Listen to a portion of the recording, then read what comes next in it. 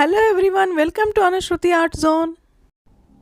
ಮನೆಗಳಲ್ಲಿ ಶೆಲ್ಫ್ನಲ್ಲಿ ಈ ತರಹ ಬಟ್ಟೆಗಳನ್ನು ಮಡಚಿ ಇಟ್ಟಿರ್ತೀವಲ್ವಾ, ಆ ಕಡೆ ಈ ಕಡೆ ಓಪನ್ ಇದ್ದಾಗ ಬೀಳೋ ಚಾನ್ಸಸ್ ಇರುತ್ತೆ. ಅಲ್ಲದೆ ಇದರಲ್ಲಿ ಒಂದನ್ನು ತೆಗೆದುಕೊಳ್ಳೋಕೆ ಹೋದಾಗ ಕೂಡ ಮೇಲುಗಡೆದು ಅಥವಾ ಕೆಳಗೆ ಜೋಡಿಸಿಟ್ಟಿರುವಂಥದ್ದು ಕೂಡ ಬೀಳುತ್ತೆ. ಹಾಗೇನೆ ನಮ್ಮ ಕೆಲಸ ಕೂಡ ಹೆಚ್ಚಾಗುತ್ತೆ. ಹಾಗಾಗಬಾರ್ದು ಅಂದರೆ ನಾನಿವತ್ತು ನಿಮಗೊಂದು ಒಳ್ಳೆ ಐಡಿಯಾ ತೋರಿಸ್ತಾ ಇದ್ದೀನಿ. ಅದಕ್ಕೋಸ್ಕರ ನಿಮಗಿಲ್ಲಿ ಬೇಕಾಗಿರೋದು ಒಂದು ಹಳೆಯದಾದ ಟೀ ಶರ್ಟ್. ಉಪಯೋಗಿಸಿ ಬಿಟ್ಟಿರ್ತೀವಲ್ವ ಅಂತಹ ಟೀ ಶರ್ಟ್ನ ಇಲ್ಲಿ ಬಳಸಬಹುದು. ನೋಡಿ, ಇದಿಲ್ಲಿ ತೋಳಿನ ಭಾಗವನ್ನು ಕಟ್ ಮಾಡಿ ತೆಗೆದುಕೋಬೇಕು. ಎರಡೂ ಕಡೆಯ ತೋಳಿನ ಭಾಗವನ್ನು ಈ ರೀತಿ ಕಟ್ ಮಾಡಿ ತೆಗೆದುಬಿಡ್ತಾ ಇದ್ದೀನಿ. ಹೀಗೆ ಎರಡೂ ತೋಳಿನ ಭಾಗ ಕಟ್ ಮಾಡಿದ ನಂತರ ನೋಡಿ, ಶೋಲ್ಡರ್ ಮೇಲೆ ಇರುತ್ತಲ್ವ, ಅದನ್ನು ಈ ರೀತಿ ಕಟ್ ಮಾಡಿ ತೆಗಿಬೇಕು. ಅಂದರೆ ಎರಡೂ ಕಡೆಗೂ ಟೀ ಶರ್ಟ್ ಓಪನ್ ಆದ ಹಾಗಾಯಿತು. ನೆಕ್ಸ್ಟ್ ನೋಡಿ, ನಾನಿಲ್ಲಿ ಒಂದು ರಟ್ಟಿನ ಬಾಕ್ಸ್ನ ತಗೊಂಡಿದ್ದೀನಿ. ಇದಂತೂ ಎಲ್ಲರ ಮನೆಯಲ್ಲೂ ಇದ್ದೇ ಇರುತ್ತೆ ಅಲ್ವಾ. ಈ ಬಾಕ್ಸಿಗೆ ಈ ಹಳೆ ಟೀ ಶರ್ಟ್ ತೊಗೊಂಡಿದ್ವಿ ಅಲ್ವಾ, ಅದನ್ನು ಈ ರೀತಿ ಸೇರಿಸ್ಕೋಬೇಕು. ಇಲ್ಲಿ ನಾನು ತೊಗೊಂಡಿರುವಂತಹ ಟೀ ಶರ್ಟ್ ಆಲ್ಮೋಸ್ಟ್ ರಟ್ಟಿನ ಬಾಕ್ಸ್ ಎರಡೂ ಒಂದೇ ಅಳತೆ ಇದೆ. ನೀವು ತಗೊಳ್ಳುವಂತಹ ಬಾಕ್ಸ್ ಚಿಕ್ಕದಿದ್ದರೆ ಟೀ ಶರ್ಟ್ನ ಸ್ವಲ್ಪ ಕಟ್ ಮಾಡ್ಕೋಬೇಕಾಗತ್ತೆ. ನೋಡಿ, ಈ ರೀತಿಯಾಗಿ ಟೀ ಶರ್ಟ್ ಒಳಗಡೆ ರಟ್ಟಿನ ಬಾಕ್ಸ್ನ ಸೇರಿಸಿದ ನಂತರ ಮಧ್ಯದಲ್ಲಿ ಕಟ್ ಮಾಡ್ತಾ ಇದ್ದೀನಿ. ವಿಡಿಯೋದಲ್ಲಿ ನಿಮಗೆ ಗೊತ್ತಾಗ್ತಾ ಇದೆ ಅಲ್ವಾ. ಇದನ್ನು ಮೊದಲಿಗೆ ಕೂಡ ಕಟ್ ಮಾಡಿಕೊಂಡು ಆನಂತರ ಮಧ್ಯದಲ್ಲಿ ರಟ್ಟಿನ ಬಾಕ್ಸ್ನ ಇಟ್ಬಿಟ್ಟು ಅದರ ಮೇಲೆ ಟೀ ಶರ್ಟನ್ನು ಸುತ್ತಬಹುದು.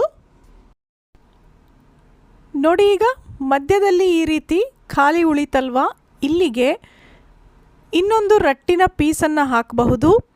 ಅದಕ್ಕೆ ಮುಂಚೆ ಟೀ ಶರ್ಟನ್ನು ಟೈಟಾಗಿ ಸೈಡ್ನಿಂದ ಎಳೆದಿಟ್ಕೋಬೇಕು. ಇದರ ಅಳತೆಗೆ ಸರಿಯಾಗಿ ರಟ್ಟಿನ ಪೀಸ್ ಇರಲಿಲ್ಲ, ಹಾಗಾಗಿ ನಾನಿಲ್ಲಿ ವೇಸ್ಟ್ ಆಗಿರುವಂತಹ ಒಂದು ಟೇಬಲ್ ಮ್ಯಾಟ್ನ ಬಳಸ್ತಾ ಇದ್ದೀನಿ. ಈಗ ನೋಡಿ, ಸೈಡ್ನಲ್ಲಿ ಈ ರೀತಿಯಾಗಿ ಉಳಿದಿರುವಂತಹ ಟೀ ಶರ್ಟ್ನ ಒಳಗಡೆಗೆ ಸೇರಿಸ್ಬಿಟ್ಟು ಇಲ್ಲಿಗೆ ನೀವು ಅಂಟನ್ನು ಹಚ್ಚಿ ರಟ್ಟಿನ ಬಾಕ್ಸ್ ಮತ್ತು ಟೀ ಶರ್ಟನ್ನು ಫಿಕ್ಸ್ ಮಾಡಬಹುದು. ಅದೇ ರೀತಿ ಸೈಡ್ನಲ್ಲಿ ಎಕ್ಸ್ಟ್ರಾ ಇರುವಲ್ಲೂ ಕೂಡ ಅಂಟು ಹಚ್ಚಿ ಇಡಬಹುದು. ಈಗ ನೋಡಿ, ಇದರಲ್ಲಿ ಒಂದು ಕಡೆಯಿಂದ ನಮಗೆ ಬೇಕಾಗಿರುವಂತಹ ಬಟ್ಟೆಗಳನ್ನು ಜೋಡಿಸ್ತಾ ಹೋಗಬಹುದು. ನಾನಿಲ್ಲಿ ಲೆಗ್ಗಿನ್ಸ್ಗಳನ್ನು ಇಡ್ತಾ ಇದ್ದೀನಿ. ಒಂದ್ರ ಪಕ್ಕ ಒಂದು ಈ ರೀತಿ ಚಿಕ್ಕದಾಗಿ ಮಡಚಿ ಇಡೋದ್ರಿಂದ ಯಾವ ಕಲರ್ದು ಲೆಗ್ಗಿನ್ಸ್ ಇದೆ, ಯಾವುದು ನಮಗೆ ಬೇಕಾಗಿದೆ ಅನ್ನೋದು ಈಸಿಯಾಗಿ ಗೊತ್ತಾಗುತ್ತೆ. ಹೀಗೆ ಪೂರ್ತಿಯಾಗಿ ಕಾಣೋದ್ರಿಂದ ತೆಗೆದುಕೊಳ್ಳೋದಕ್ಕೂ ಈಸಿ ಆಗುತ್ತೆ. ಹಾಗೆಯೇ ಒಂದನ್ನು ತೆಗೆಯುವಾಗ ಇನ್ನೊಂದು ಬೀಳಲ್ಲ. ನೋಡಿ, ಒಂದು ವೇಸ್ಟ್ ಆಗಿರುವಂತಹ ರಟ್ಟಿನ ಪೀಸ್ ಹಾಗೆಯೇ ಹಳೆ ಟೀ ಶರ್ಟನ್ನು ಬಳಸಿಬಿಟ್ಟು ನಾವು ಒಂದು ಕ್ಲಾತ್ ಆರ್ಗನೈಸರ್ ರೆಡಿ ಮಾಡ್ಕೊಂಡ್ವಿ ಅಲ್ವಾ. ನೋಡಿ, ಹೀಗೆ ಯಾವುದು ಎಲ್ಲಿದೆ ಅಂತಲೂ ಬೇಗನೆ ಗೊತ್ತಾಗುತ್ತೆ, ತೆಗೆದುಕೊಳ್ಳೋದಕ್ಕೂ ಈಸಿ ಆಗುತ್ತೆ ಅಲ್ವಾ. ಮತ್ತಿದು ಕೂಡ ಎಷ್ಟು ಚೆನ್ನಾಗಿ ನಾವು ಕವರ್ ಮಾಡ್ಕೊಂಡ್ಬಿಟ್ವಿ ಅಂದರೆ ಇದು ರಟ್ಟಿನ ಪೀಸು ಬಳಸಿ ಮಾಡಿರೋದು ಅಂತಾನೆ ಗೊತ್ತಾಗೋದಿಲ್ಲ. ನಿಮ್ಮೆಲ್ಲರಿಗೂ ಕೂಡ ಈ ಐಡಿಯಾ ಖಂಡಿತ ಇಷ್ಟ ಆಗುತ್ತೆ ಅಲ್ವಾ. ವೇಸ್ಟ್ ಆಗಿರೋ ವಸ್ತುಗಳನ್ನು ಬಳಸಿ ಮಾಡಿದರೂ ಕೂಡ ತುಂಬಾ ಚೆನ್ನಾಗಿ ಕಾಣುತ್ತೆ.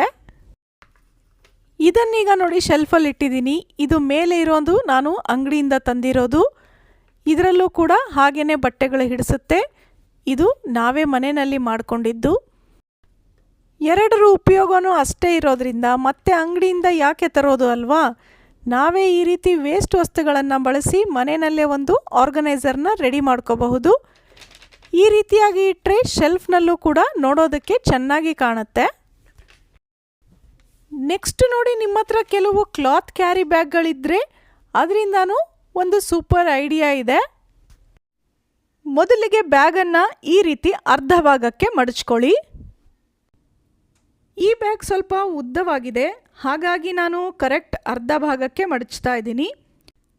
ನೀವು ಬಳಸುವಂತಹ ಬ್ಯಾಗ್ ಚಿಕ್ಕದಿದ್ದರೆ ಕಾಲು ಭಾಗ ಮಾತ್ರ ಮಡಚಿ. ಈಗಂತೂ ಪ್ಲಾಸ್ಟಿಕ್ ಉಪಯೋಗಿಸದೇ ಇರೋದ್ರಿಂದ ಎಲ್ಲ ಅಂಗಡಿಗಳಲ್ಲೂ ಬಟ್ಟೆ ಬ್ಯಾಗ್ಗಳನ್ನೇ ಕೊಡ್ತಾರೆ.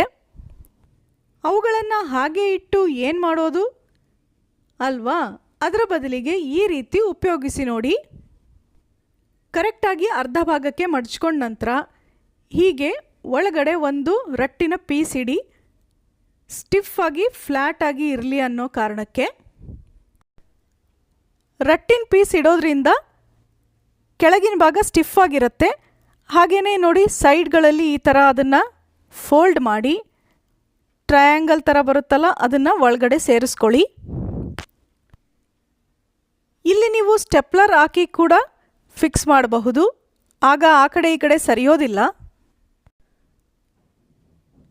ನೋಡಿ ಎಷ್ಟು ನೀಟಾಗಿ ಒಂದು ಬಾಸ್ಕೆಟ್ ಥರ ಆಯ್ತಲ್ವಾ?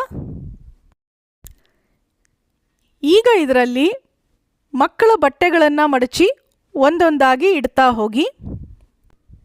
ಇದು ಸೈಡ್ನಲ್ಲಿ ಕೂಡ ಸ್ಟಿಫ್ ಆಗಿ ನಿಲ್ಲೋದಕ್ಕೆ ಅಲ್ಲೂ ಕೂಡ ರಟ್ಟಿನ ಪೀಸ್ ಇಡಬಹುದು. ನೋಡಿ ಹೀಗೆ ಒಂದ್ರ ಪಕ್ಕ ಒಂದು ಮಡಚಿ ಇಡೋದ್ರಿಂದ ಅದನ್ನು ತೆಗೆದುಕೊಳ್ಳುವಾಗಲೂ ಈಸಿ ಆಗುತ್ತೆ. ಯಾವ ಶರ್ಟ್ ಎಲ್ಲಿದೆ ಅಂತಾನೂ ಬೇಗ ಗೊತ್ತಾಗುತ್ತೆ.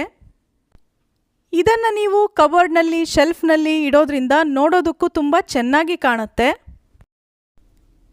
ಈ ರೀತಿಯಾಗಿ ಶೆಲ್ಫ್ನಲ್ಲಿ ಇಡೋದಕ್ಕೆ ಅಷ್ಟಾಗಿ ಜಾಗ ಇಲ್ಲ, ಹ್ಯಾಂಗರ್ಗೆ ಹಾಕಬೇಕು ಅನ್ನೋದಾದರೆ ಅದಕ್ಕೂ ಒಂದು ಐಡಿಯಾ ಇಲ್ಲಿದೆ ನೋಡಿ. ಕ್ಯಾರಿ ಬ್ಯಾಗ್ನ ಈ ತರಹ ಸೈಡ್ನಲ್ಲಿ ಕಟ್ ಮಾಡ್ಕೊಳ್ಳಿ. ಹೀಗೆ ಎರಡು ಸೈಡು ಕಟ್ ಮಾಡ್ಕೊಂಡ ನಂತರ ನೋಡಿ ಈ ಥರ ಉದ್ದಕ್ಕಾಗುತ್ತೆ. ಮತ್ತೆ ಅದನ್ನು ಮುಂಚಿನ ಥರನೇ ಇಟ್ಬಿಟ್ಟು ನೋಡಿ ಹೀಗೆ ಒಂದು ಹ್ಯಾಂಗರ್ನ ಸಿಗಿಸಿ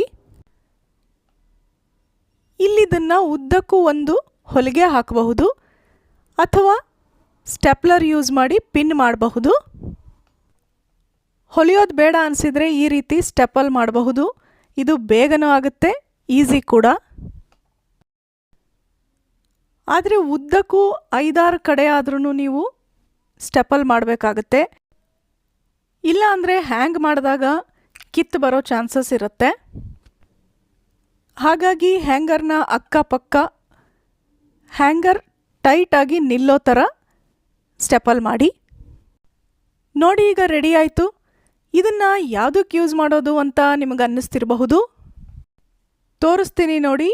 ಈ ರೀತಿಯಾಗಿ ಕಬೋರ್ಡ್ ಒಳಗಡೆ ಹ್ಯಾಂಗ್ ಮಾಡಿ ನಂತರ ಅದ್ರ ಒಳಗಡೆ ಮಡಚಿರೋಂತಹ ಬಟ್ಟೆಗಳನ್ನು ಇಡ್ತಾ ಹೋಗಿ. ನೋಡಿ ಒಂದು ಕ್ಲಾತ್ ಆರ್ಗನೈಸರ್ ರೆಡಿ ಆಯಿತು.